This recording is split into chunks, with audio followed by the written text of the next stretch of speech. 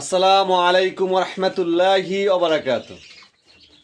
সম্মানিত ভিউয়ার্স, কেমন আছেন? আশা করি আল্লাহর রহমতে ভালো আছেন।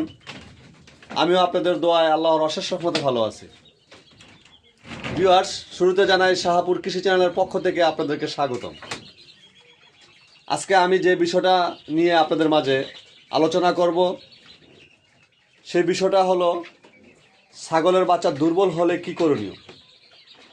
ভিউয়ার্স, এটি একটি কমন সমস্যা। আমরা যারা খামারি আছি বা দুই একটা ছাগল লালন পালন করি, প্রায় এই সমস্যাটা হয়ে থাকে আমাদের, ছাগলের বাচ্চা দুর্বল হওয়া বিষয়টা। দেখা গেছে আপনার 3টা ছাগলের বাচ্চা দিলে একটা দুর্বল হয়, 4টা ছাগলের বাচ্চা দিলে 2টা দুর্বল হয়, আবার অনেক সময় দেখা গেছে যে একটা বাচ্চা দিলে একটাই দুর্বল হয়। এটার কয়েকটা কারণ আছে। এর ভিতরে অন্যতম কারণ হলো ঘন ঘন বাচ্চা নেওয়া। দেখা গেছে আমাদের দেশে আমরা কি করি, ছাগল হিটে আসলেই আমরা সাথে সাথে আপনার ছাগলকে ব্রিডিং করাই। ছাগল একবার বাচ্চা দিছে, তার 40 দিনের মাথায় আমরা দেখা গেছে যে এই হিটে আসলেই আমরা ব্রিডিং করাই।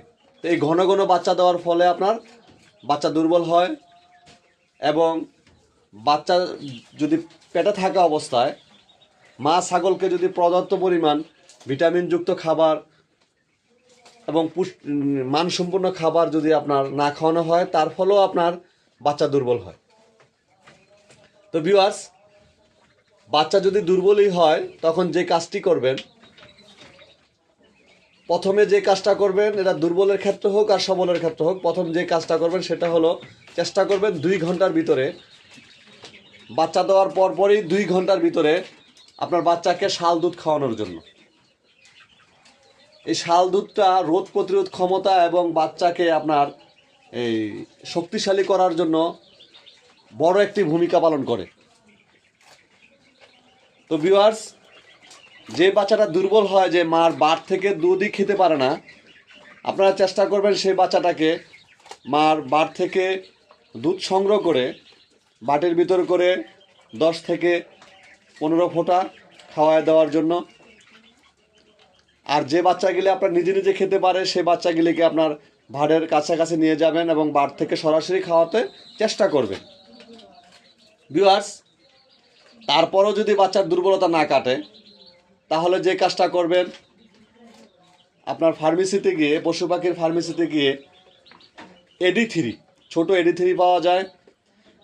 আমি সোজা কথা ভিউয়ার্স, আমি যে ওষুধগুলি দিয়ে আপনার যেভাবে ভালো রেজাল্ট পাই সেই বিষয়টাই আপনাদের মাঝে শেয়ার করি।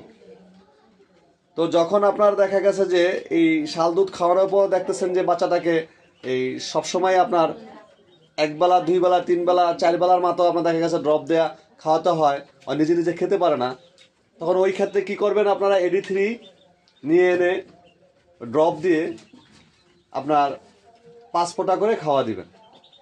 এরকম করে 2 বেলা খাওয়াবেন এবং শাল দুধটাও খাওয়াবেন, এবং আপনার এই মাঠ থেকে কন্টিনিউ 2 বার 3 বার করে দুধ খাওয়াবেন।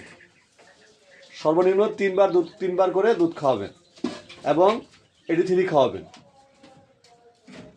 ভিউয়ার্স, এইভাবে যদি আপনারা বাচ্চাটাকে যত্ন নেন, ইনশাল্লাহ দেখবেন যে আপনার বাচ্চা দ্রুতই সুস্থ হয়ে গেছে। তো ভিউয়ার্স, আমরা যে কাজটা করব, বাচ্চা দুর্বল হওয়ার বিষয়টা তো আমরা বললামই।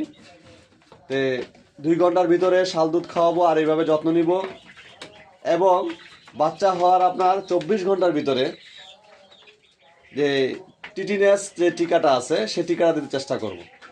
দেখা গেছে আপনার বাচ্চা হওয়ার 24 ঘন্টার মধ্যে যে টিটিনাস টিকাটা না দেন, অনেক সময় দেখা গেছে বাচ্চার খিঁচুনি উঠে বাচ্চা আপনার মৃত্যুর কোলে ঢলে পড়ে অনেক সময়, এবং বাচ্চা শক্ত হয়ে যায় খিঁচুনি উঠে।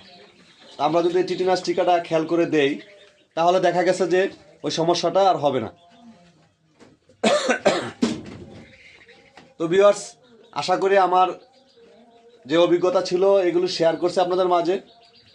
বাচ্চা দুর্বল হলে এবং বাচ্চা হওয়ার সাথে সাথে যে কী কাজটা করবেন, এই বিষয়গুলি শেয়ার করলাম। তো ভিডিওটা ভালো লাগলে অবশ্যই ভিডিওটা শেয়ার দিবেন আর লাইক কমেন্ট করবেন, এবং যারা নতুন তারা অবশ্যই সাবস্ক্রাইব করবেন। ইনশাল্লাহ আমি চেষ্টা করবো আপনাদের মাঝে এভাবে আমি যে জিনিসগুলি দ্বারা উপকার পাই সেগুলো আপনাদের মাঝে শেয়ার করার জন্য। আসসালামু আলাইকুম রহমতুল্লাহি ওয়া বারাকাতুহু।